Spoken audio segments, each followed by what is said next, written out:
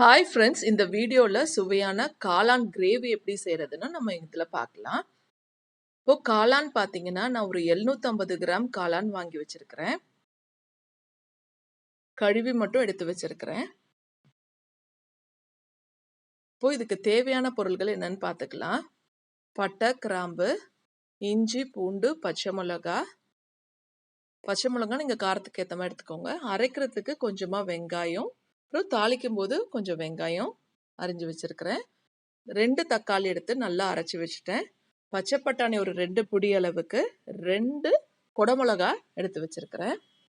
இப்போ நம்ம காளான் பார்த்தீங்கன்னா, மேலே பார்த்தீங்கன்னா ஒரு லேயர் தோல் இருக்கும். அதை நம்ம கொஞ்சம் எடுத்துடுறது நல்லது. ஏன்னு பார்த்தீங்கன்னா, என்னதான் இருந்தாலும் மண்ணுல வளருது, அது ஒரு ஃபங்கஸ் தான், அது ஒரு பூஞ்சை தான். அதை எடுத்துட்டோம்னா நம்ம பசங்களுக்கு கொடுக்கும்போது கொஞ்சம் நம்ம சுத்தம் பண்ணிட்டோம் அப்படின்னு ஒரு திருப்தியோட நம்ம அதை கொடுக்கலாம். இந்த மாதிரி எல்லாத்தையும் எடுத்து ஃபுல்லாக நம்ம க்ளீன் பண்ணி தண்ணியில் போட்டு வாஷ் பண்ணி எடுத்துக்கலாம். பாருங்க, அதெல்லாம் நான் தோல் உரிச்சது. இது இப்போ தோல் உரிச்சிட்டே இருக்கேன். இந்த இதுலேருந்து ஒன்றும் பெரிய வேலை கிடையாது. அப்படியே நம்ம கையாலேயே அப்படியே விரலாலேயே இப்படி எடுத்தோம்னா அந்த மேலே இருக்க தோல் வந்துடும். ரொம்ப எளிமையாக தான் இருக்கும்.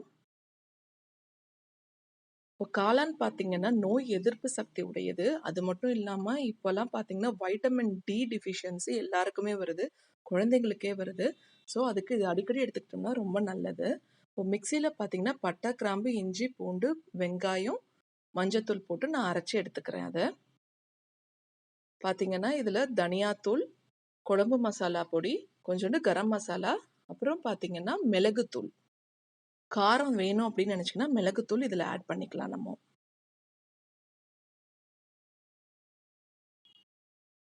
இப்போ நம்ம தவால நல்லெண்ணெய் சேர்த்துக்கலாம்.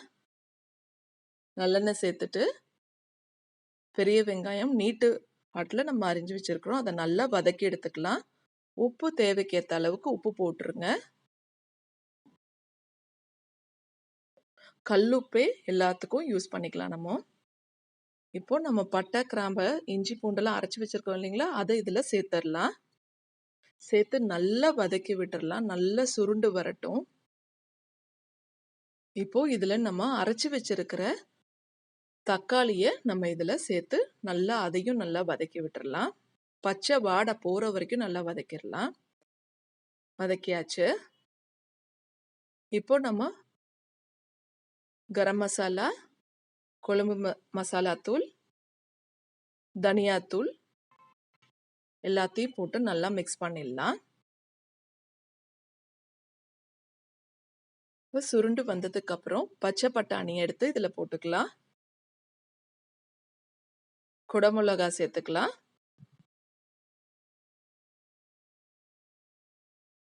இப்போ நல்லா வதக்கி விட்டுருங்க. கொஞ்சமா தண்ணி ஆட் பண்ணி நல்லா மிக்ஸ் பண்ணிட்டு கொஞ்ச நேரம் மூடி போட்டு மூடிடலாம். பாருங்க, வெந்திருக்கு. இப்போ நம்ம காளானை இதுல சேர்த்துக்கலாம். சேர்த்து விட்டு நல்லா மிக்ஸ் பண்ணிட்டு மூடி போட்டு மூடிடலாம்.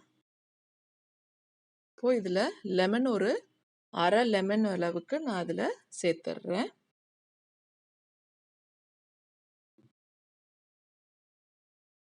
லெமன் சேர்த்தாச்சு. மூடி போட்டு மூடிடலாம். பாருங்க, நல்லா வெந்துடுச்சு.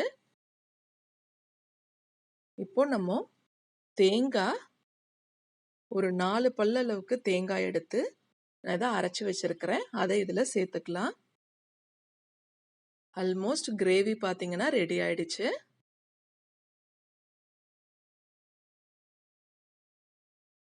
பாருங்க, இப்போ சப்பாத்திக்கு நான் மாவு பிசைஞ்சு வச்சிருக்கிறேன்.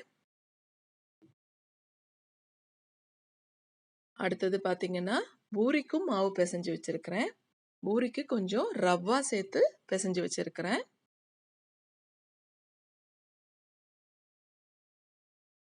இப்போ நம்ம சப்பாத்திக்கு மாவு எடுத்து திரட்டிக்கலாம். போட்டு எடுத்துடலாம் சப்பாத்தியை. சப்பாத்தியில் நிறைய எண்ணெய் ஊற்றணும்னு அவசியம் இல்லை. லைட்டாக மேலே எண்ணெய் லைட்டாக தேய்ச்சா போதும். அதுவும் நல்லெண்ணெயே நம்ம யூஸ் பண்ணிக்கலாம்.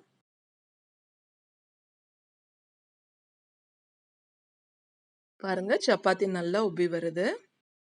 சப்பாத்தி மாவுக்கு பார்த்தீங்கன்னா நான் எதுவுமே சேர்க்கல. கொஞ்சமா உப்பு சேர்த்துட்டு அதுக்கப்புறம் தண்ணி ஊற்றி தான் பிசைஞ்சேன்.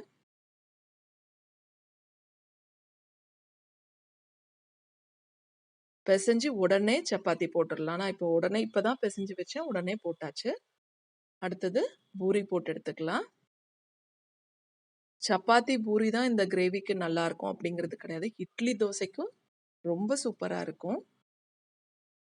அவங்கவுங்க டேஸ்ட்டுக்கு ஏற்ற மாதிரி செஞ்சுக்கலாம்.